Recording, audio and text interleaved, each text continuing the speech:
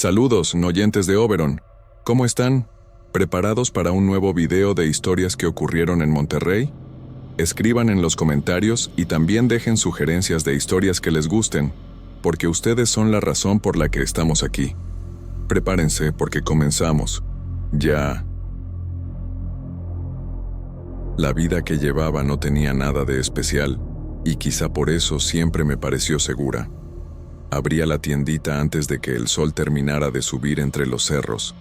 Barría la banqueta con la misma escoba gastada de siempre y saludaba a las mismas caras que entraban a comprar pan, refresco o cigarros. Cerraba al mediodía, comía en casa, descansaba un poco y volvía a abrir por la tarde. Mi nombre es Próspero, y así habían pasado los años, uno detrás de otro, sin sobresaltos, sin preguntas. La casa era igual de sencilla que mi rutina. Cocina pequeña, mesa de madera marcada por el uso, olor constante a café recién colado y a tortillas calientes. La televisión casi siempre encendida, más por costumbre que por interés, con el volumen bajo para no llenar el silencio por completo. Monterrey tenía ese tipo de lluvias que no piden permiso. Fuertes, cerradas, largas, muy comunes en los días festivos cuando la ciudad parece moverse más lento. Ese feriado no prometía nada distinto. Virginia, mi esposa, y Amina, nuestra hija, habían ido a visitar a su madre, como tantas otras veces, a otro barrio no muy lejos. Me quedé solo sin pensarlo demasiado, incluso con cierto alivio. Aproveché la tarde para arreglar una bisagra, revisar una fuga vieja en el fregadero y ordenar cajas que llevaban meses sin moverse. El ruido constante de la lluvia contra el techo acompañaba todo, junto con una sensación rara, como de cansancio sin causa clara, algo que no se iba ni sentándome. Fue entonces cuando escuché la llamada en la puerta. No fue un golpe fuerte ni apresurado, más bien educado, firme, casi cuidadoso, y eso no cuadraba con el aguacero que caía afuera. Al abrir, encontré a un hombre bien vestido, traje oscuro, postura recta, rostro tranquilo. Pedía un poco de agua, nada más. Lo primero que noté, sin saber por qué, fue que estaba completamente seco, como si no hubiera caminado bajo la lluvia. Mientras bebía el agua, la conversación se fue alargando de una forma incómoda. Hablaba con naturalidad sobre la tienda. Mencionaba a mi esposa, a mi hija. Hacía referencias a hábitos de la casa, detalles pequeños que yo no solía contar ni a conocidos. Traté de convencerme de que podía ser un cliente observador, alguien que hubiera escuchado comentarios sueltos, pero la cercanía de sus palabras no se sentía normal. En algún punto, con la misma calma con la que comentaba cualquier cosa, aseguró ser el diablo. La reacción que tuve fue reírme, más por nervios que por burla, porque aquello sonaba ridículo, fuera de lugar, imposible de tomar en serio. Justo después ocurrió algo que todavía me cuesta ordenar en la cabeza. Su rostro cambió por unos segundos. Los ojos se oscurecieron demasiado. Los dientes se veían irregulares y la piel parecía emitir un calor interno, como si algo ardiera por debajo. Dejé de reír. Quise gritar, pero la voz no me salió. Ya no era un rostro humano, sino la cara de alguien que incluso yo, que nunca fui una persona religiosa, solo puedo describir como el rostro del propio diablo. Entonces, sonrió, satisfecho. Ese cambio duró muy poco, apenas lo suficiente para borrar cualquier duda. No hubo gestos exagerados ni movimientos bruscos. Todo volvió a la normalidad casi de inmediato. Me dejó claro que regresaría en otro momento y que, cuando eso pasara, debía recibirlo como a alguien conocido, porque ignorarlo o rechazarlo podría traerme consecuencias que lamentaría. Al marcharse, caminó bajo la lluvia sin apresurarse, igual de seco que cuando llegó. Cerré la puerta despacio y me quedé un rato apoyado en ella, escuchando el agua caer afuera y el silencio adentro. Me quedé ahí de pie, en silencio, casi llorando de miedo, preguntándome qué había sido aquello. Poco a poco empecé a tranquilizarme, pensando que tal vez solo se trataba de una broma de mal gusto, pero algo dentro de mí se rompió. En ese instante entendí que algo se había roto sin hacer ruido, y que, Aunque todo en la casa seguía igual, nada volvería a sentirse realmente en su lugar. La siguiente vez que apareció lo hizo a plena luz de la tarde, en un horario común, como si siempre hubiera sido parte de nuestras visitas habituales. Virginia estaba en la cocina, y fue ella quien abrió la puerta. Lo saludó con naturalidad, sin sorpresa ni incomodidad, y le ofreció pasar. Preparó café, sacó pan dulce, y actuó como si aquel hombre ya hubiera cruzado ese umbral muchas veces antes. Esa reacción me descolocó más que la visita misma. Observé cada gesto de mi esposa buscando alguna señal de alarma, algo que confirmara que no era el único que sentía lo extraño de su presencia. No encontré nada. Para ella, y más tarde para cualquier otra persona que lo viera, era solo un hombre educado, bien hablado, atento. Empecé a preguntarme si lo ocurrido aquella tarde no había sido producto del cansancio o de mi imaginación. Su presencia se volvió frecuente, siempre sin aviso, siempre correcta. Se sentaba a la mesa de la cocina con una comodidad que no correspondía a un desconocido. Miraba los rincones de la casa como quien reconoce un lugar propio. Aceptaba lo que se le ofrecía, aunque comía poco, y se quedaba largos ratos conversando sin prisa, sin levantar la voz, sin mostrar nunca apuro por irse. Nada en su comportamiento daba motivos claros para rechazarlo. Jamás fue grosero ni exigente. Nunca hizo amenazas abiertas ni comentarios fuera de tono. Aún así, cada visita me dejaba con una sensación difícil de explicar, como si algo se desplazara lentamente dentro de la casa sin hacer ruido. Yo mismo empecé a revisar mis recuerdos una y otra vez, tratando de encontrar errores, exageraciones, algo que justificara mis dudas. Con el paso del tiempo comenzaron a aparecer pequeños cambios que al principio atribuía a descuidos normales. La comida se echaba a perder antes de lo esperado. El pan amanecía duro. La leche se agriaba sin razón. En algunos momentos, sobre todo después de que él se iba, el aire se impregnaba de un olor extraño, parecido al azufre, que desaparecía igual de rápido que llegaba. Durante la noche, el descanso se volvió irregular. Escuchaba pasos suaves recorriendo la casa cuando todos dormían, risas apagadas que no lograba ubicar. Me levantaba a revisar puertas y ventanas, convencido de que encontraría algo fuera de lugar, pero todo parecía estar como siempre. Esa normalidad forzada me inquietaba más que cualquier señal evidente. Amina empezó a despertar llorando con mayor frecuencia. Hablaba de un amigo invisible que aparecía en sus sueños y que se quedaba observándome. No decía tenerle miedo a él, sino a la forma en que me miraba. Ese detalle me dejó helado. Virginia pensó que eran fantasías normales de la edad, pero yo veía cómo la niña evitaba quedarse sola conmigo cuando el visitante estaba cerca. El desgaste comenzó a notarse en mí antes que en la casa. Vivía atento a cada sonido, a cada olor, a cada cambio mínimo. Sonreía y actuaba con normalidad frente a mi familia, mientras por dentro permanecía en alerta constante. La vida seguía su curso. Las visitas continuaban siendo tratadas como algo inofensivo, y yo aprendía a convivir con la certeza silenciosa de que era el único que sabía realmente quién se sentaba a nuestra mesa. Hubo una noche en la que el silencio dentro de la casa se sentía más espeso de lo habitual. Virginia dormía profundamente y Amina estaba en su cuarto, abrazada a uno de sus juguetes. Él permanecía sentado en la cocina, con la misma calma de siempre, como si esperara ese momento. No había prisa ni tensión visible, solo una quietud que pesaba. Aproveché ese espacio para enfrentar lo que llevaba tiempo evitando. Le hice saber que necesitaba entender qué estaba pasando y qué era lo que realmente buscaba. Su respuesta me dejó sin palabras. Hasta el día de hoy no consigo olvidarla.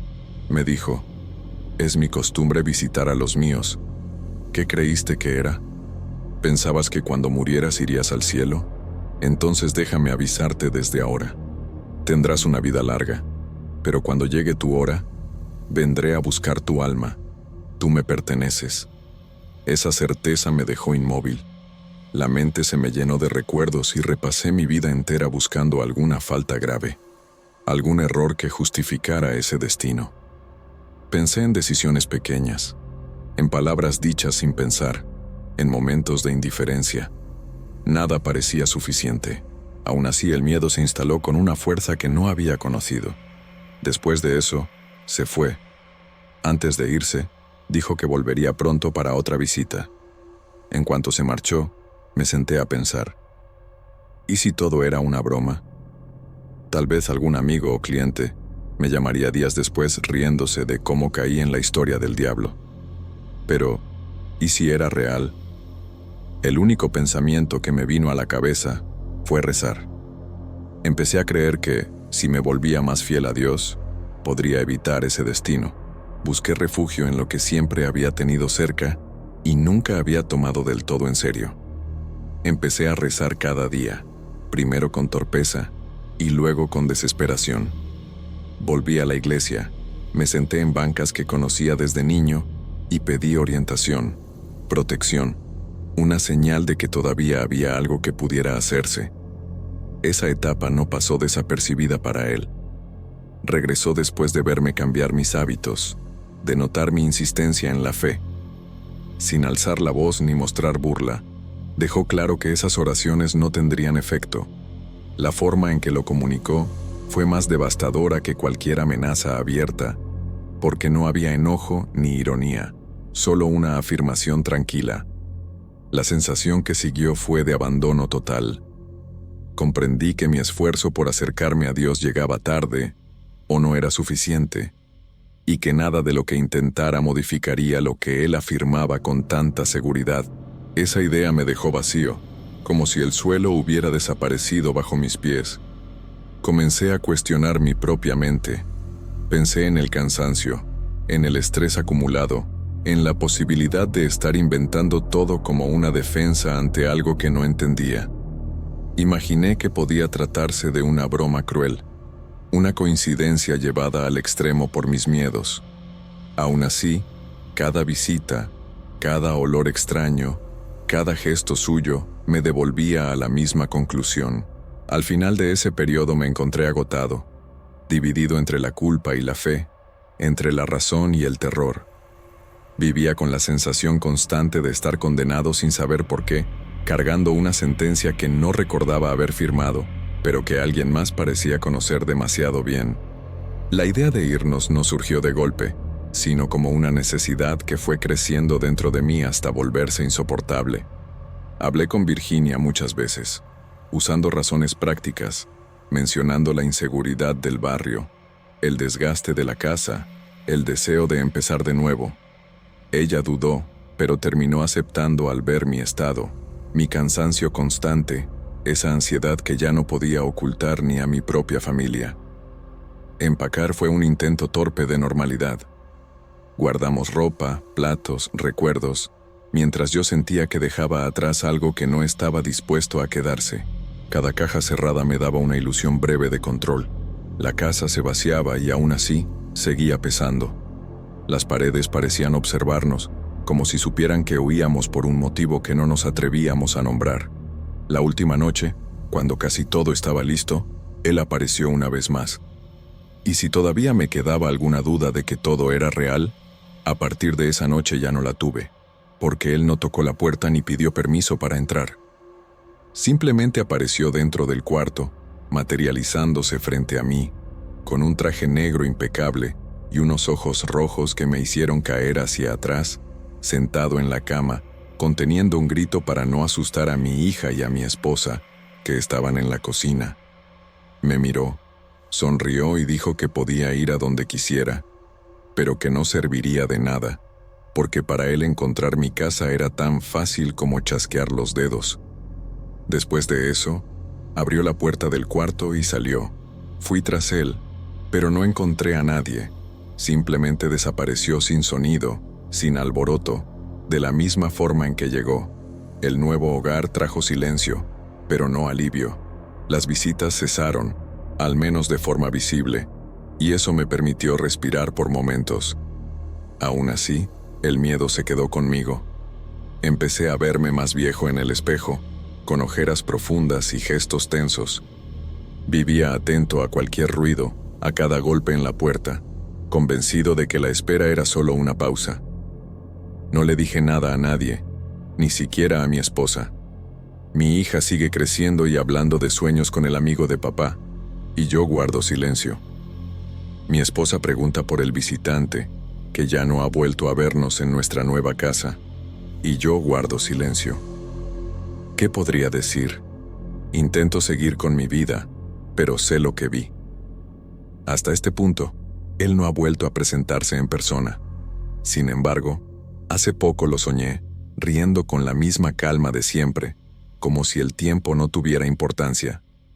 Al despertar, entendí que sigo aquí, vivo, pero marcado, aguardando el día en que esa puerta vuelva a ser tocada.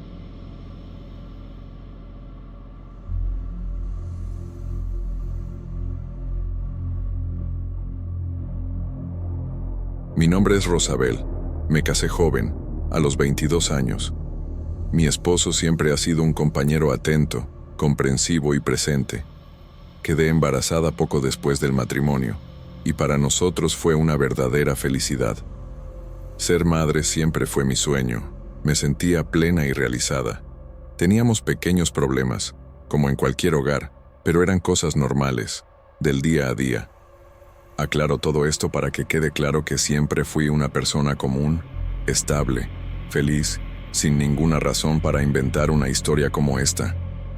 El final del embarazo transcurrió con una calma que hoy me resulta extraña de recordar. Las consultas médicas seguían un ritmo casi automático. Los ultrasonidos no mostraban nada fuera de lo esperado, y mis días se llenaban de pequeñas rutinas simples, como caminar al atardecer por las calles tranquilas del barrio. Todo parecía estable, incluso un poco monótono, y esa normalidad me daba seguridad. La clínica privada donde di a luz estaba en una zona bien cuidada de Monterrey, con pasillos impecables y un olor constante a desinfectante que se pegaba en la garganta. La luz blanca era demasiado intensa, como si no dejara espacio para las sombras. Aún así, el lugar transmitía orden, control, la idea reconfortante de que todo estaba bajo supervisión. Durante el trabajo de parto, entre el dolor que subía y bajaba en oleadas y el sudor frío que me recorría la espalda, empecé a notar cómo la anestesia iba apagando ciertas sensaciones. Fue en uno de esos momentos, cuando intentaba concentrarme en respirar, que percibí algo fuera de lugar en la sala. Cerca de una de las paredes laterales había un hombre que no recordaba haber visto entrar. Su presencia no era ruidosa ni llamativa, sino inquietante por lo contrario. Permanecía inmóvil, demasiado quieto para ser parte del personal médico. Era alto y muy delgado, con una apariencia antigua difícil de definir, como si su ropa perteneciera a otra época sin ser explícitamente vieja o sucia. No hacía ningún gesto, no parecía apurado, y aún así resultaba imposible ignorarlo. Al principio pensé que debía haber una explicación lógica. Tal vez un trabajador nuevo, alguien de mantenimiento, un error de percepción provocado por el cansancio. Sin embargo, el malestar creció al darme cuenta de que nadie más reaccionaba a su presencia. Él no se acercaba, no interfería, solo me observaba con una atención constante, pesada, que me hacía sentir expuesta. Intenté que los demás notaran lo que yo veía. La reacción fue desconcertante. Mi esposo parecía genuinamente confundido. El médico continuó concentrado en su trabajo, y la enfermera actuó como si la sala estuviera exactamente igual que siempre. La idea de que yo era la única que veía a ese hombre empezó a encerrarme en una sensación de aislamiento difícil de describir. Todo fue explicado rápidamente como un efecto de la anestesia, del dolor o del estrés propio del momento. Acepté esa versión porque necesitaba hacerlo para seguir adelante. El parto continuó. El llanto del bebé llenó la sala y la atención se volcó por completo en él. Mi hijo nació, un niño sano, con más de 2 kilos. Emanuel y yo lo llamamos Luis Arthur. Cuando volví a mirar hacia la pared, el hombre ya no estaba. La alegría por tener a mi hijo en brazos fue real y profunda, pero no logró borrar del todo lo ocurrido. Algo quedó adherido a mi memoria, como una astilla invisible. El recuerdo de aquel rostro, de esa mirada fija y silenciosa, seguía demasiado nítido para desaparecer con una explicación médica, y aunque intenté dejarlo atrás, su presencia se quedó conmigo.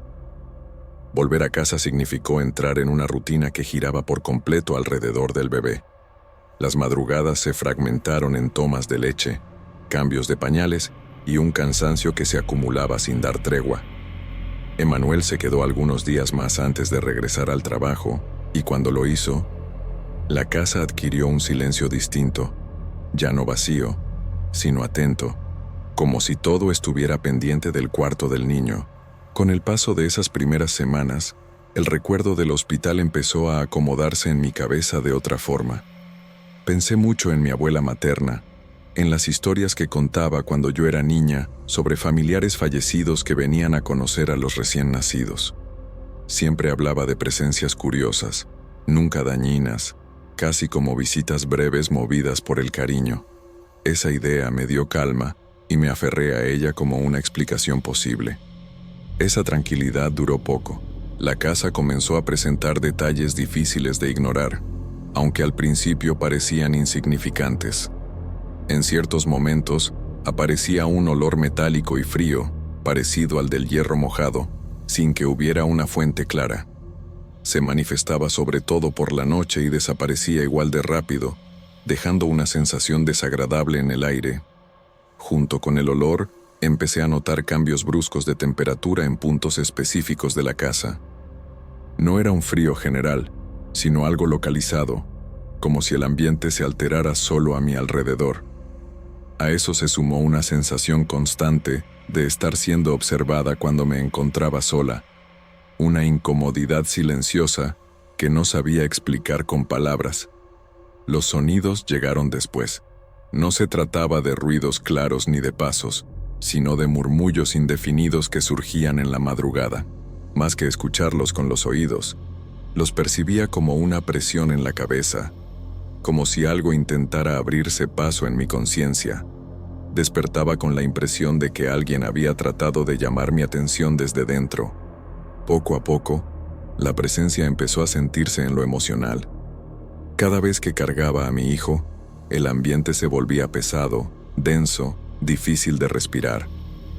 Había una irritación invisible que no sabía de dónde venía, pero que se hacía evidente en esos momentos. El silencio se volvía incómodo y, sin razón aparente, el bebé comenzaba a llorar con una angustia que no lograba calmarlo de inmediato. Una noche de agotamiento extremo marcó un punto de quiebre. Mientras intentaba descansar, algo dentro de mi mente tomó forma. No fue un sonido externo ni una voz en el cuarto, sino un pensamiento ajeno, firme, cargado de resentimiento. Esa presencia dejó claro su odio por la condición en la que se encontraba y su rechazo absoluto a estar muerta.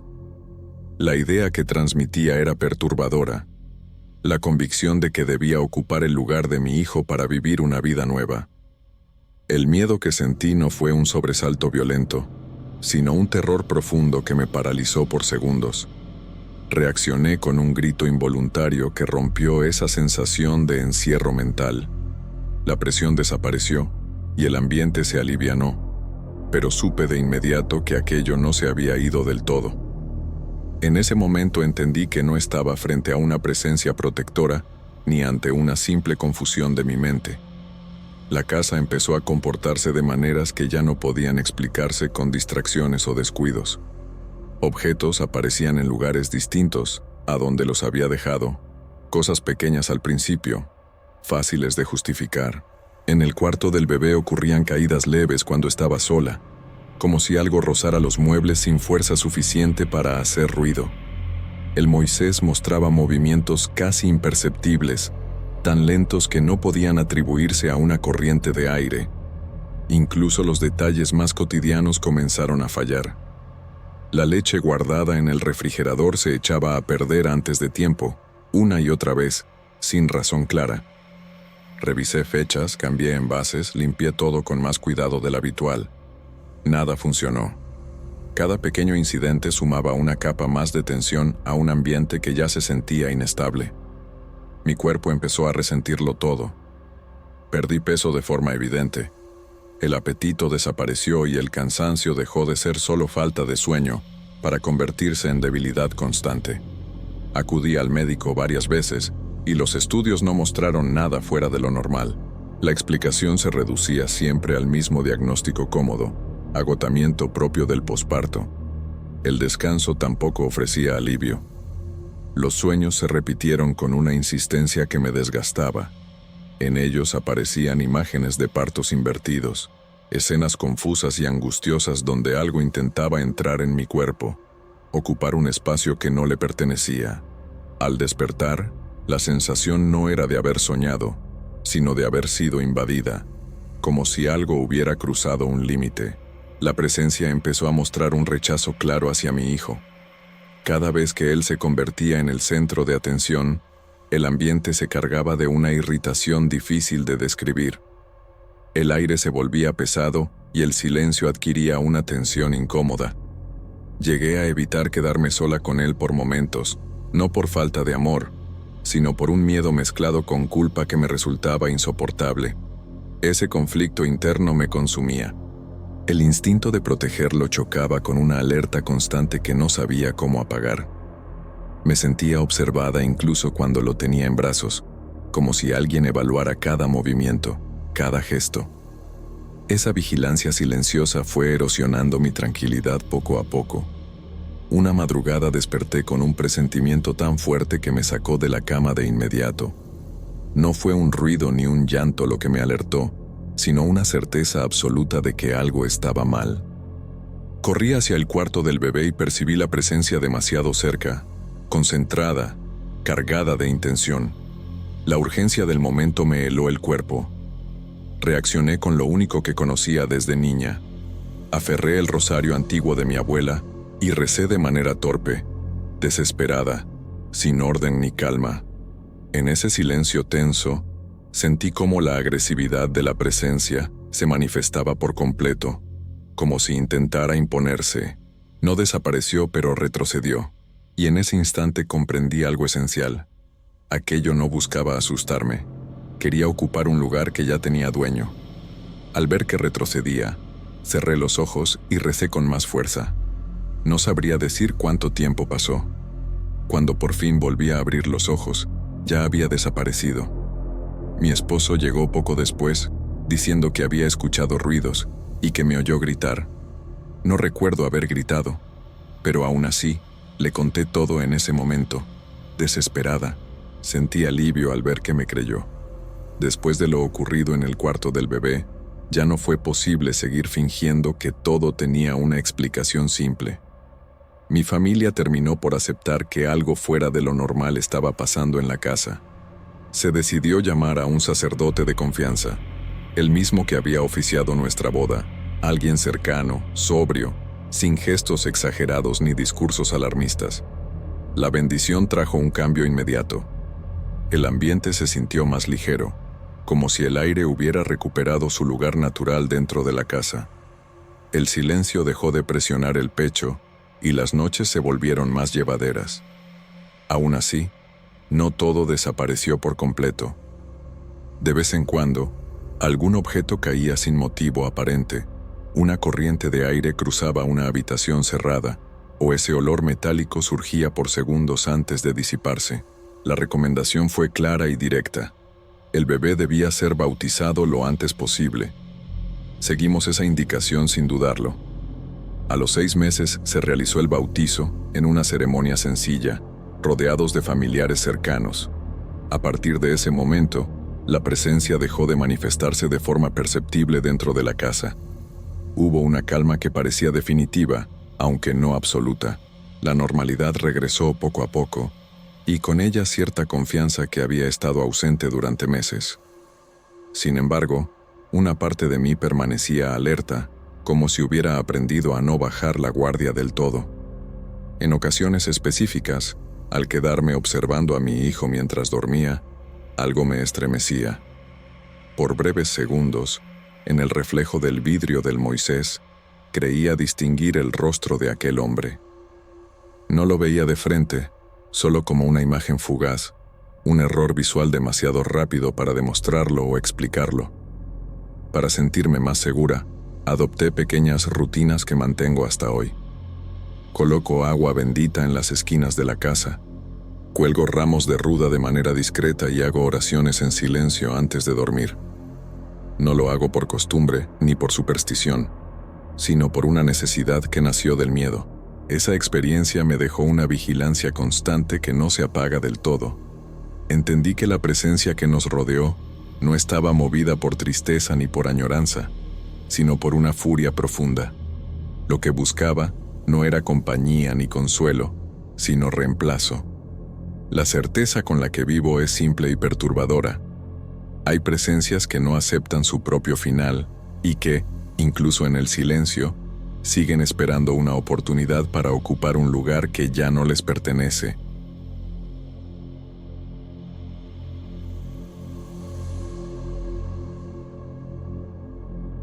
Trabajaba desde mi departamento en Monterrey, con una rutina que, aunque monótona, me daba estabilidad. Me llamo Berta. Después del divorcio, el silencio dejó de ser incómodo y se volvió necesario. Organizaba mis días alrededor del trabajo remoto como asistente administrativa, con horarios claros, pausas medidas y una sensación de control que me ayudó a recomponerme. Vivía sola, sin visitas frecuentes, y eso me parecía suficiente. El teléfono fijo seguía ahí por una razón práctica. La empresa exigía atender llamadas de clientes que aún usaban ese medio, y yo cumplía con el protocolo aprendido de memoria. Contestaba de cierta forma, tomaba nota, resolvía dudas, colgaba. Las tardes eran siempre iguales, largas y calurosas, con el ventilador girando lento y el ruido lejano de la calle entrando por la ventana.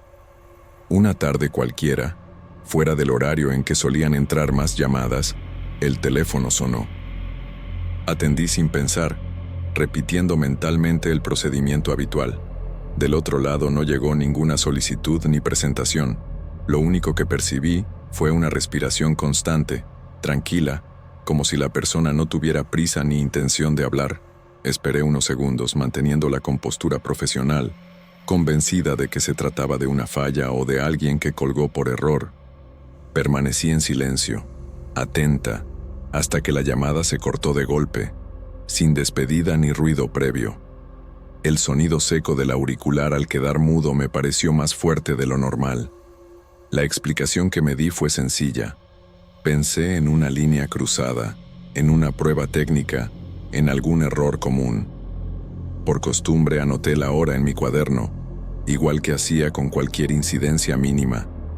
No le di importancia, aunque el silencio que quedó en el departamento después de colgar se sintió distinto, más denso, como si algo se hubiera interrumpido a medias.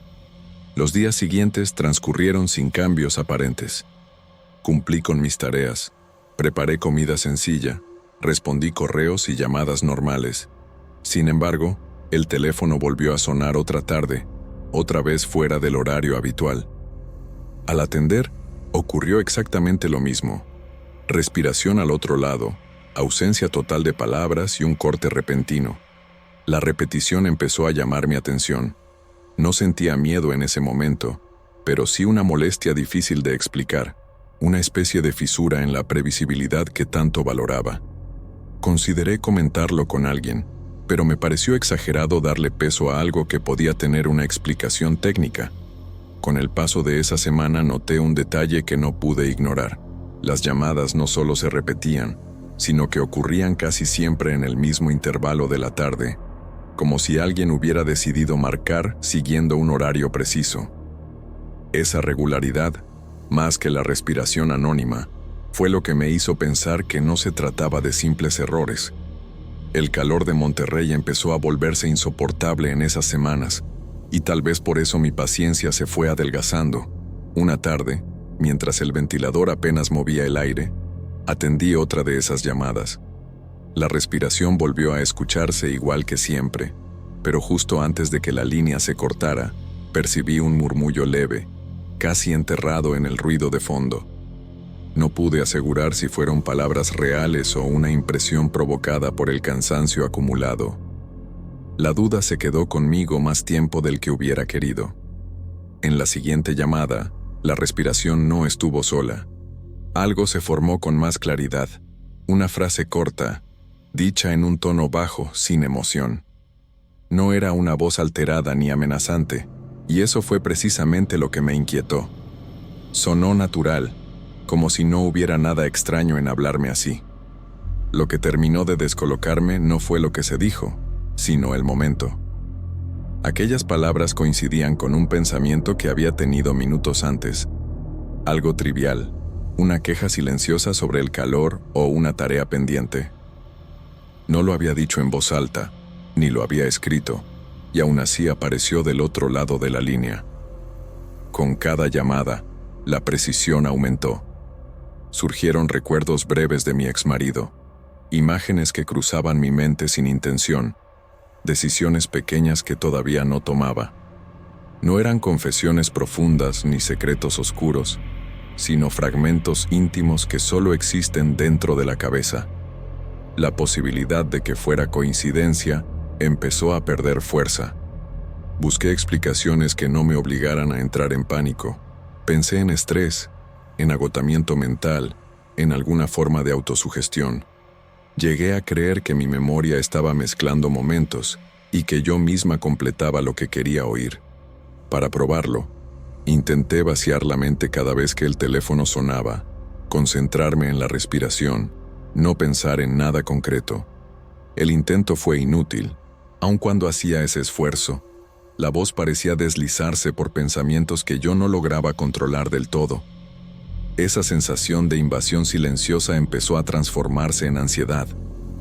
Cambié horarios, adelanté pendientes, dejé la televisión encendida más fuerte de lo normal solo para llenar el departamento de ruido. El teléfono se volvió un objeto incómodo. Evitaba pasar cerca de él, aunque lo necesitaba para trabajar. Revisaba la pantalla del celular con más frecuencia, como si ahí pudiera encontrar alguna señal de alivio. A pesar de todo, las llamadas continuaban apareciendo con la misma regularidad, como si mis cambios no alteraran nada. El cuerpo empezó a reaccionar antes que la razón. Dormir se volvió difícil, y cuando lograba hacerlo despertaba con la sensación de que alguien estaba atento a mis movimientos. En el trabajo cometía errores mínimos, olvidaba datos simples, y me sorprendía revisando puertas y ventanas más veces de lo habitual, aún sabiendo que estaban cerradas. Una llamada en particular terminó de romper la lógica que me sostenía. En esa ocasión, la voz no repitió algo reciente ni inmediato. Mencionó un pensamiento antiguo, algo que había cruzado mi mente días atrás y que yo ya había olvidado por completo. Reconocerlo me dejó inmóvil, con el auricular en la mano, consciente de que aquello sabía más de mí de lo que debería. El primer sueño llegó sin aviso, en una noche en la que el cansancio fue más fuerte que la inquietud. Me vi caminando por una calle antigua de Monterrey, de esas que aún conservan faroles viejos y fachadas gastadas. La luz era escasa, amarillenta, y en medio de la banqueta había un teléfono público que, contra toda lógica, parecía funcionar. Junto a él estaba una figura humana, inmóvil, sosteniendo el auricular con naturalidad. No había rostro que pudiera reconocer. Donde deberían estar los rasgos solo había una superficie indefinida, lisa, como si la oscuridad se negara a darle forma. Aún así, la postura de esa figura no transmitía amenaza. Parecía estar esperando, paciente, como quien sabe que alguien llegará tarde o temprano. El sobresalto al despertar no vino acompañado de gritos ni sudor frío. Abrí los ojos con la sensación clara de haber escuchado el timbre del teléfono fijo, aunque el departamento estaba en completo silencio. Me quedé unos segundos inmóvil, tratando de distinguir si había sido un recuerdo del sueño o un sonido real. Ese escenario comenzó a repetirse con variaciones mínimas. La calle era siempre la misma. El orellano seguía ahí y la figura sostenía el teléfono sin moverse. No corría detrás de mí ni hacía gestos bruscos. El miedo surgía de la familiaridad, de la certeza incómoda de que ese lugar y esa espera estaban conectados conmigo. Las llamadas no cesaron, y con el tiempo, dejaron de ser frases sueltas. La voz se extendía más, hablaba de distancias que se reducían, de momentos que casi se cumplían. El tono no cambiaba, no se volvía agresivo, pero transmitía una seguridad que me helaba. Sonaba como alguien que describe un proceso inevitable. Empecé a relacionar el contenido de las llamadas con la intensidad de los sueños. Tras noches más pesadas, en las que despertaba varias veces, el teléfono sonaba al día siguiente con mayor insistencia. Las frases eran más detalladas, como si respondieran a algo que había ocurrido mientras dormía. El agotamiento emocional empezó a pesar más que el miedo. Pensé en pedir una revisión de la línea, en llamar a la compañía telefónica, pero la idea de explicar lo que ocurría me hacía sentir ridícula. Temía que todo sonara exagerado incluso para mí misma al decirlo en voz alta. Pequeñas cosas en el departamento comenzaron a desajustarse. Encontré el teléfono fijo ligeramente movido, sin recordar haberlo tocado. En ocasiones escuché el ruido tenue de la línea activa cuando nadie llamaba. Durante conversaciones normales con clientes aparecían interferencias breves, como susurros lejanos que desaparecían al instante. La separación entre estar despierta y estar dormida empezó a volverse confusa. Había momentos en que no sabía si realmente había descansado o si solo me había desconectado por agotamiento. En una llamada particularmente inquietante, la voz dejó claro, sin decirlo de forma directa, que estaba más cerca que antes. Al colgar, por primera vez, sentí que esa cercanía podía ser algo físico y no solo una idea. El descanso dejó de existir incluso en lapsos breves. Bastaba cerrar los ojos unos minutos en el sillón para que la imagen del teléfono público apareciera, ya no en aquella calle lejana, sino en esquinas que reconocía, cerca de mi edificio, bajo postes que veía todos los días al salir a tirar la basura. Esa cercanía volvió los sueños más pesados, menos abstractos. La voz en las llamadas también cambió. Se escuchaba más definida, más segura, y hablaba de una llegada próxima con una naturalidad inquietante. No lo decía como advertencia ni amenaza, sino como quien confirma un horario. Escuchar eso dentro de mi propio departamento me hizo entender que el lugar donde me sentía protegida se había convertido en el centro de todo. Una sensación de encierro empezó a dominar mis días. Cada rincón del apartamento parecía amplificar el silencio, y el teléfono fijo dejó de ser una herramienta de trabajo para volverse un recordatorio constante. La idea de seguir así resultaba insoportable, y por primera vez dejé de buscar explicaciones racionales para pensar solo en detener aquello. Tomé la decisión que había postergado durante semanas. Llamé a la compañía y pedí el corte definitivo de la línea fija, usando razones técnicas y laborales que sonaban razonables. Colgar después de esa gestión me dejó temblando, consciente de que el verdadero motivo era el miedo acumulado que ya no podía manejar. El silencio que siguió al corte fue distinto a cualquier otro. Las primeras noches dormí mejor, sin sobresaltos, sin sueños claros. La ausencia del timbre me devolvió una sensación de control que creí perdida. Caminaba por el departamento con más calma, como si el aire hubiera cambiado. Poco después acepté un trabajo presencial en una empresa local, algo que antes habría rechazado. La rutina fuera de casa, el contacto con otras personas y los horarios fijos me ayudaron a reconstruir una normalidad que parecía sólida. No había teléfono fijo, no había llamadas extrañas, y los sueños dejaron de repetirse. Todo parecía encaminarse hacia un cierre lógico. La vida retomó un ritmo estable, menos solitario, más predecible. Llegué a pensar que el problema había quedado atrás, encerrado en una etapa específica que ya no tenía influencia sobre mí. Algunas madrugadas, sin embargo, despierto con la sensación clara de que algo intentó comunicarse. No hay sonido, ni timbre, ni aparato involucrado. Es una impresión directa, interna, como una llamada que no necesita cables. En esos momentos entiendo que cortar la línea tal vez no terminó la conexión, sino que solo obligó a buscar otra forma de alcanzarme.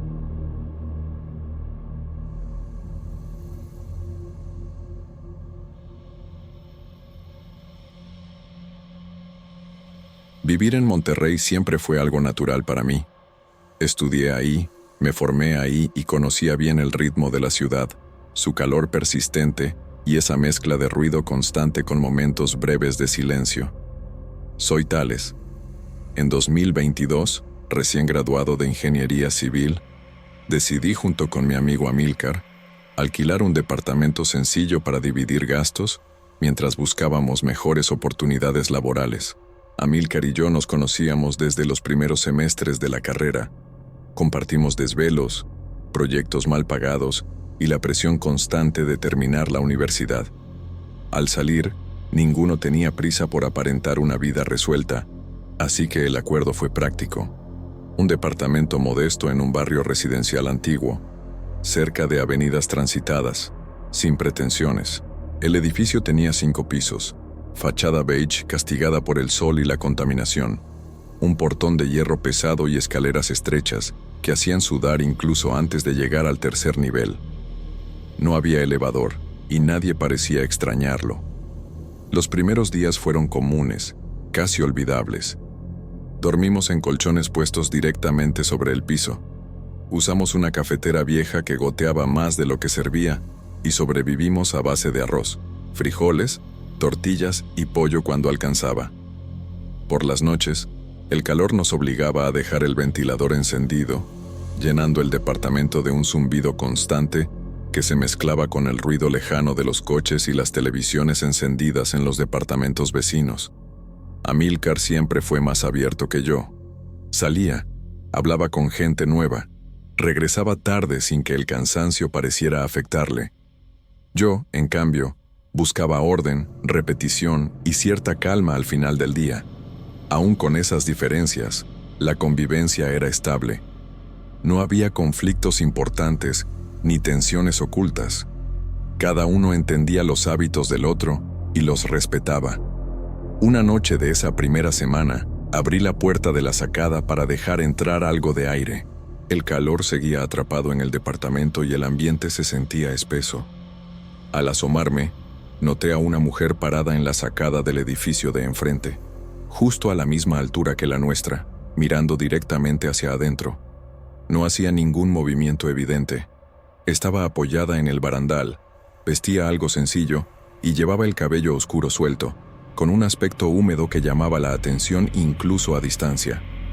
Lo extraño no era verla ahí, sino la rigidez de su postura. No cambiaba de posición, no giraba el rostro, no daba señales claras de estar respirando. Permanecía fija, como si el tiempo no la tocara. La sensación inicial fue más incómoda que aterradora. Algo en su forma de observar resultaba fuera de lugar. Comenté lo que veía con Amílcar de manera despreocupada, esperando que confirmara mi impresión, pero él no logró ver a nadie. Asumí que no había prestado atención, o que la mujer ya se había metido al departamento. Con el paso de los días, empecé a notar su presencia en distintos momentos. A veces temprano, otras ya entrada la noche, siempre igual, siempre inmóvil, siempre mirando. Nunca la vi salir ni entrar a la sacada, simplemente aparecía. Sin pensarlo demasiado, comencé a evitar asomarme cuando oscurecía, con una incomodidad creciente que no sabía explicar, como si algo dentro de mí entendiera antes que yo que no debía seguir mirando. Una madrugada desperté con la certeza incómoda de que alguien me observaba. No fue un ruido ni un sueño a medias, sino una sensación clara, pesada, que me obligó a abrir los ojos de golpe. El departamento estaba en silencio, con el ventilador girando lento, y aún así algo no encajaba. Me levanté casi sin pensarlo y caminé hacia la sacada, convencido de que necesitaba comprobar que todo estaba en orden. Al correr la cortina, la vi. La mujer estaba del otro lado del vidrio, parada en nuestra propia sacada, inmóvil, mirando hacia adentro como si siempre hubiera pertenecido a ese espacio. El impacto fue inmediato y físico, el pecho apretado, el pulso acelerado, una confusión tan fuerte que por un momento me costó entender lo que estaba viendo. La idea se repetía sin parar en mi cabeza, recordándome que aquello no tenía sentido, que el departamento estaba en el 5º piso y no existía forma alguna de que alguien hubiera llegado ahí desde afuera. Intenté despertar a Amílcar con urgencia, seguro de que al verla todo quedaría claro. Él se levantó aturdido, miró hacia donde yo señalaba y no encontró nada. Al regresar, yo mismo a la sacada, la mujer ya no estaba. El aire nocturno entraba como siempre, indiferente, y el espacio parecía exactamente el mismo de antes, lo que hizo que la duda se colara de inmediato. A partir de ese momento comenzaron cosas pequeñas, difíciles de señalar con precisión. En el vidrio de la sacada aparecían reflejos que no coincidían con nuestros movimientos, sombras leves que desaparecían al enfocar la vista. En el baño encontré más de una vez el piso húmedo, con marcas irregulares, como si alguien hubiera salido de la regadera sin secarse, aunque ninguno de los dos se hubiera levantado. Un olor empezó a repetirse sin motivo claro. Era un aroma a cabello mojado mezclado con jabón barato, persistente y desagradable, que surgía de repente y se iba igual de rápido. No importaba si el baño estaba limpio o si nadie lo había usado en horas, el olor aparecía y se quedaba flotando en el aire. Amílcar comenzó a quejarse de esos detalles. Decía sentir los olores y escuchar ruidos durante la madrugada, asegurando que yo me levantaba mientras él dormía. Negué eso cada vez, con la certeza de que no era verdad. No discutíamos, pero algo se tensó entre nosotros, una desconfianza silenciosa que no necesitaba palabras para hacerse notar. También empezaron a cambiar de lugar objetos pequeños. Una caneca aparecía fuera del armario, los chinelos quedaban mojados junto a la puerta del baño, la toalla terminaba en el suelo sin que ninguno recordara haberla movido. Cada cosa, vista por separado, tenía una posible explicación. Juntas, formaban una incomodidad constante que no lograba ignorar. Una noche, al volver del baño con la luz apenas encendida, la vi en el corredor del departamento. Estaba parada cerca de la pared lateral, tan quieta como la primera vez.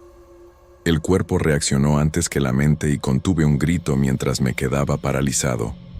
Ella giró lentamente, comenzó a caminar sin prisa y ante mis ojos desapareció dentro de la pared, como si el concreto no ofreciera resistencia alguna. Ahí acepté que el miedo ya no era una posibilidad lejana. Se había instalado en el departamento sin anunciarse, ocupando cada rincón. Y lo peor era que no encontraba una forma clara de explicarlo ni de hablar sobre eso sin parecer irracional.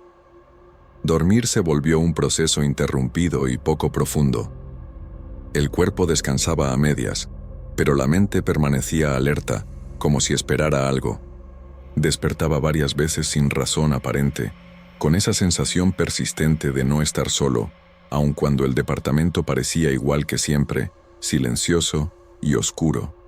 Una madrugada, un sonido leve me sacó del sueño. No era fuerte ni urgente, apenas un goteo constante, como agua cayendo sobre el piso. Me quedé inmóvil unos segundos, tratando de ubicarlo, hasta que entendí que venía de la cocina. El frío me recorrió el estómago mientras me levantaba con cuidado, evitando hacer ruido. Al encender la luz tenue del pasillo, la vi sentada a la mesa. La mujer estaba ahí, inmóvil, con las manos apoyadas sobre la superficie, sin mirarme de inmediato. El vestido chorreaba agua, y pequeñas gotas caían al suelo formando charcos que reflejaban la luz amarillenta del foco. El sonido del agua llenaba el espacio, marcando el tiempo de una forma insoportable. No sentí un miedo explosivo, sino algo más hondo y paralizante. El estómago se me cerró, la respiración se volvió corta, y lo único claro era que estaba despierto. Demasiado despierto para que aquello fuera un sueño, demasiado consciente de cada detalle, de cada sombra proyectada en las paredes. Después de unos segundos que se estiraron más de lo normal, la mujer levantó lentamente el brazo y señaló hacia el cuarto de Amílcar. El gesto fue preciso, casi cotidiano, como si no tuviera nada de extraño. Giré el rostro en esa dirección por instinto y, cuando volví a mirar, ella ya no estaba. La mesa quedó vacía, aunque el piso seguía húmedo. Avancé hacia el cuarto de mi amigo con el pulso acelerado y la garganta seca. Al entrar, vi las marcas de pies mojados alrededor de su cama. Eran huellas claras, definidas, notablemente más pequeñas que las nuestras. El suelo brillaba bajo la luz, dejando en evidencia un recorrido que no tenía sentido. Desperté a Amílcar de forma torpe, contándole lo ocurrido de manera desordenada, sin lograr poner todo en palabras. Él reaccionó con incredulidad al principio, intentando buscar una explicación sencilla, pero el gesto le cambió cuando vio las huellas. El miedo se instaló en su rostro, sin necesidad de decir nada. No encontramos una razón lógica para lo que estábamos viendo. Ninguno quiso profundizar demasiado. El silencio que siguió fue pesado, incómodo, lleno de pensamientos que ninguno se atrevió a expresar en voz alta. Permanecimos ahí, de pie, observando el suelo como si pudiera ofrecernos alguna respuesta. A partir de esa madrugada, dormir con la luz apagada dejó de ser una opción. El departamento perdió cualquier sensación de refugio y se transformó en un espacio que solo ocupábamos por necesidad, esperando que amaneciera lo antes posible. Después de lo ocurrido en la cocina, las manifestaciones se volvieron menos evidentes. No desaparecieron por completo, pero dejaron de ocupar el centro de cada noche. Aún así, el miedo permanecía fijo, como un ruido de fondo imposible de apagar. El departamento dejó de sentirse propio y pasó a ser un lugar de tránsito, un sitio donde solo entrábamos para dormir y salir lo antes posible. Las rutinas cambiaron sin que lo habláramos. Procurábamos no quedarnos solos. Manteníamos la televisión encendida, aunque no la estuviéramos mirando, y evitábamos el silencio prolongado. La sacada quedó prácticamente olvidada, con la cortina siempre corrida, como si ocultarla fuera una forma torpe de mantener a raya lo que había empezado ahí. El tiempo dentro de ese espacio se volvió pesado. Cada objeto parecía fuera de lugar, cada sombra tenía demasiado peso. No hubo nuevos episodios tan claros como los anteriores, pero bastaba un ruido mínimo o un reflejo mal colocado para tensar el cuerpo. Vivíamos atentos, agotados, esperando que algo volviera a pasar y deseando al mismo tiempo que no ocurriera nada más. Cuando el contrato de arrendamiento terminó, la decisión fue inmediata. Empacamos sin nostalgia, sin revisar recuerdos, sin despedidas innecesarias. No preguntamos a los vecinos ni buscamos explicaciones en la administración del edificio. Salimos de ahí con la misma discreción con la que habíamos llegado, como si nombrar lo ocurrido pudiera traerlo de vuelta. La vida siguió, al menos en apariencia. Conseguí trabajo, me establecí, ocupé otros espacios. Monterrey continuó siendo la misma ciudad de siempre, con su calor, su ruido y su ritmo conocido. Nada en el exterior parecía vincularse con aquel departamento ni con lo que vivimos dentro de sus paredes. Años después, acepté algo que jamás comenté con nadie. En ocasiones muy específicas, al despertar en medio de la noche, vuelve esa sensación conocida de presencia. No hay sonidos ni movimientos claros, solo la certeza de no estar solo, como entonces.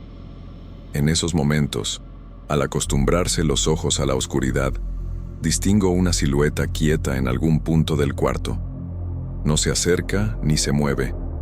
Permanece observando, con la misma inmovilidad que recuerdo de la sacada, como si el tiempo no tuviera efecto sobre ella. La experiencia no ofrece explicaciones ni cierres. Solo dejó claro que cambiar de dirección no siempre significa dejar algo atrás. Hay presencias que no dependen de un lugar específico y que, una vez vistas, encuentran la forma de quedarse.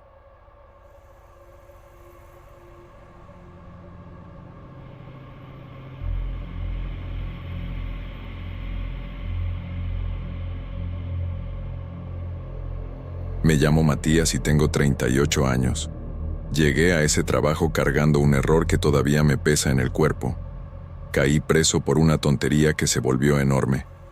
Había escondido unas botellas de licor dentro de la chamarra en un supermercado, en uno de esos días en que la cabeza no piensa y el orgullo ya está roto. El proceso fue rápido, frío, y terminé cumpliendo 2 años encerrado. No fue una condena larga comparada con otros, pero fue suficiente para cambiarlo todo. La prisión me enseñó cosas que uno no debería aprender. Compartí espacio con hombres que hablaban de asesinatos como si fueran anécdotas viejas, con tipos que no parpadeaban cuando contaban lo que habían hecho. Dormir allí nunca fue descansar, era cerrar los ojos y mantenerse alerta. En medio de eso, mi matrimonio se fue deshaciendo sin que yo pudiera detenerlo. Mi esposa aguantó un tiempo, luego dejó de ir a verme, y cuando salí, ya no estaba. Esa pérdida dolió más que el encierro. Salí con una sola idea fija: no volver a pasar por algo así. Conseguir trabajo fue más difícil de lo que esperaba. Las entrevistas eran cortas, las miradas se detenían demasiado en mis papeles, las respuestas llegaban con evasivas. Cuando me hablaron de un turno nocturno en una gasolinera de la periferia de Monterrey, acepté sin pensarlo mucho.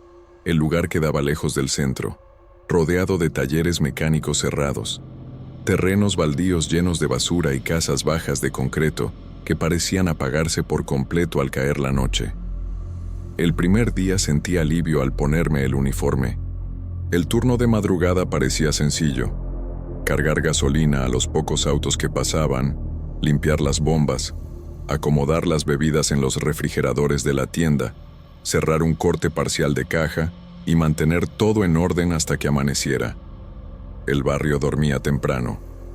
A esas horas solo se escuchaban camiones lejanos, perros ladrando sin razón clara y el zumbido constante de las luces fluorescentes sobre mi cabeza. Algo se sintió raro esa misma noche, aunque no supe explicarlo de inmediato. No era miedo, al menos no como el que conocí en la cárcel. Era más bien una pesadez en el ambiente, una sensación espesa que se concentraba cerca del cuarto de atrás, donde estaban las herramientas, los productos de limpieza y el tablero eléctrico.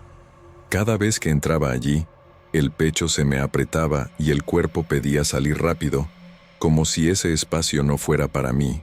Las pequeñas cosas empezaron a desacomodarse sin hacer ruido. Una bomba se apagó sola después de haberla revisado. Una manguera apareció recogida cuando yo estaba seguro de haberla dejado extendida. Un par de herramientas que usaba para limpiar desaparecieron y luego reaparecieron en otro estante. No había nada concreto para reclamar. Todo podía explicarse con cansancio o distracción. Con el paso de las noches, empecé a notar sonidos que no encajaban. Toses secas a mi espalda cuando estaba solo, cortas, humanas, sin intención de llamar la atención. Al girarme no encontraba a nadie. Pensé en vecinos, en clientes que se iban sin que yo los viera, en el eco del lugar. Aún así, el cuerpo se me tensaba cada vez que ocurría. Los reflejos llegaron después. En los vidrios de los refrigeradores aparecía, por segundos, una forma oscura que no coincidía con mi silueta. Algo irregular, como quemado que se deshacía apenas yo me movía. Empecé a evitar mirarlos de frente. Me repetía que estaba exagerando, que el encierro todavía me había dejado los nervios mal acomodados, que necesitaba ese empleo y no podía darme el lujo de inventar problemas donde no los había. Con el paso de los turnos, la rutina empezó a sentirse distinta, más cargada. En medio de tareas normales aparecía un olor que no tenía lógica. Gasolina mezclada con algo parecido a carne quemada. No había derrames, no sonaban alarmas, no fallaba la electricidad. El olor llegaba de golpe, se quedaba unos minutos y desaparecía sin dejar rastro, como si nunca hubiera estado ahí. Algunas personas que paraban a cargar combustible parecían incómodas sin saber por qué. Pedían que el servicio fuera rápido, miraban alrededor con desconfianza o se quedaban fuera del local en lugar de entrar a la tienda.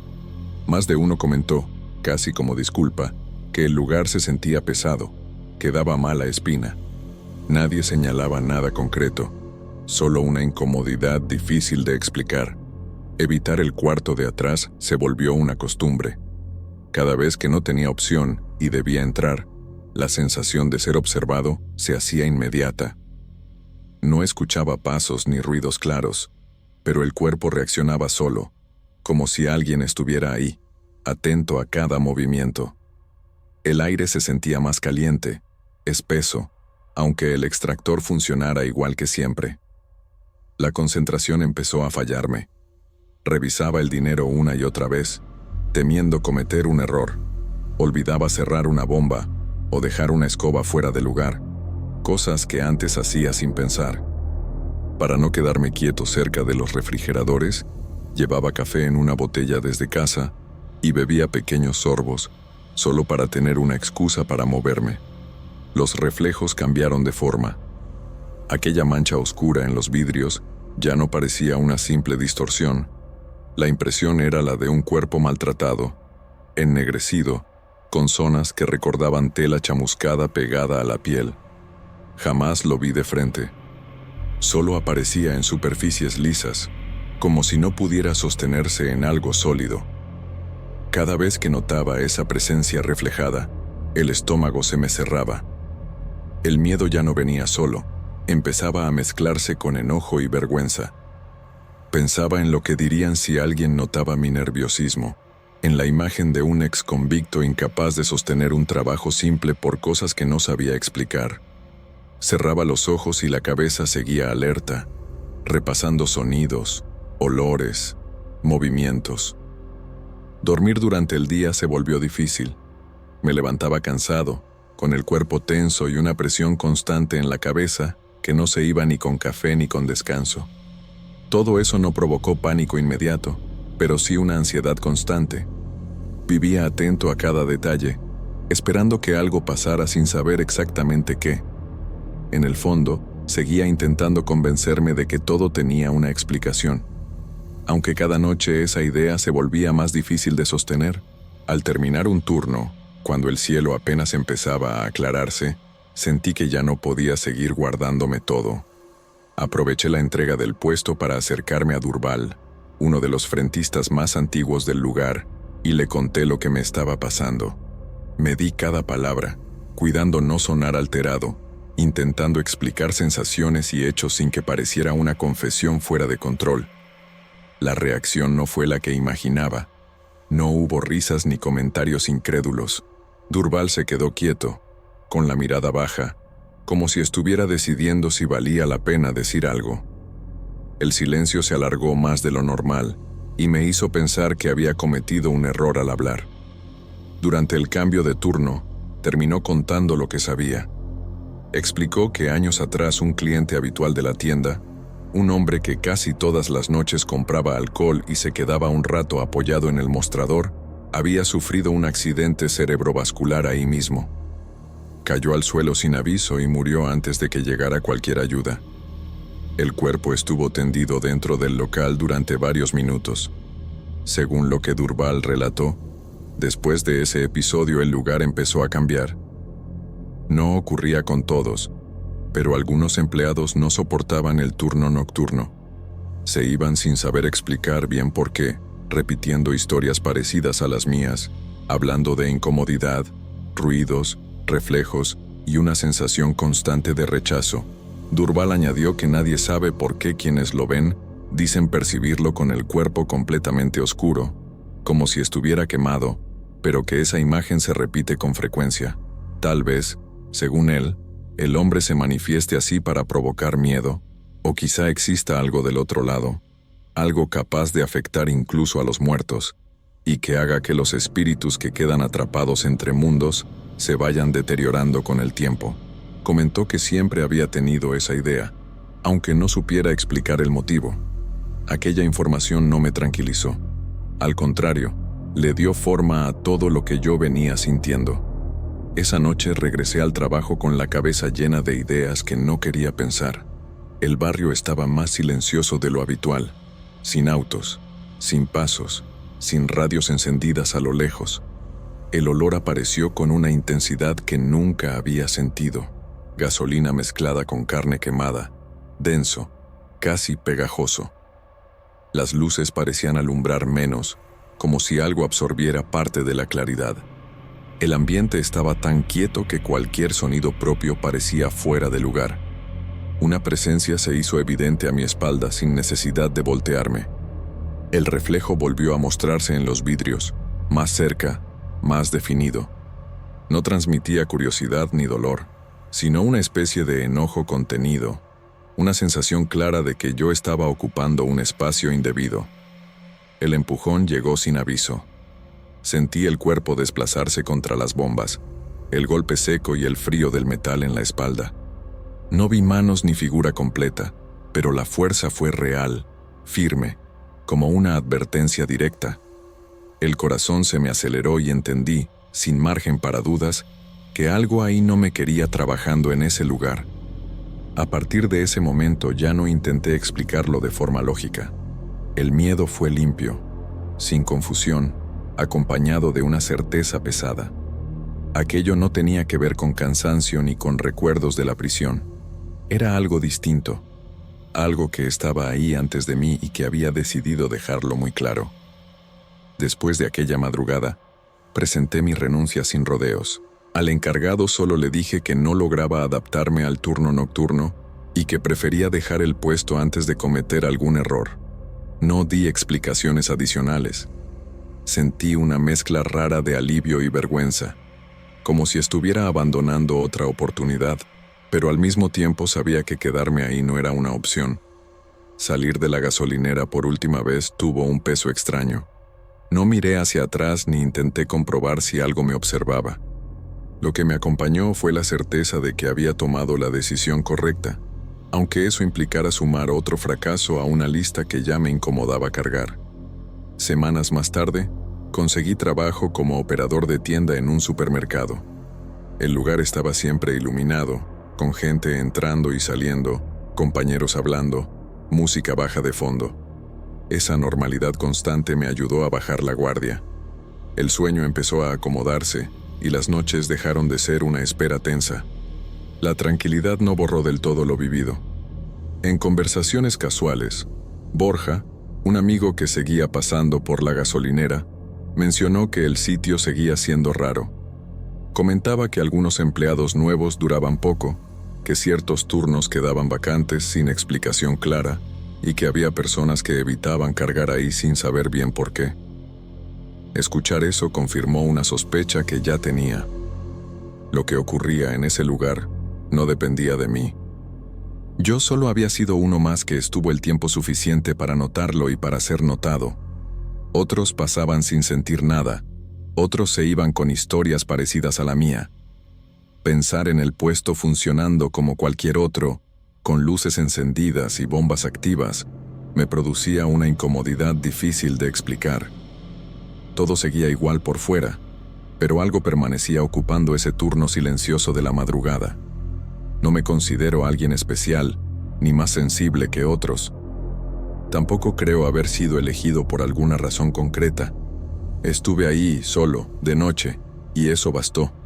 Hay cosas que no buscan llamar la atención de todos. Esa gasolinera sigue abierta, recibiendo clientes y cambiando empleados como cualquier negocio más en la periferia de Monterrey.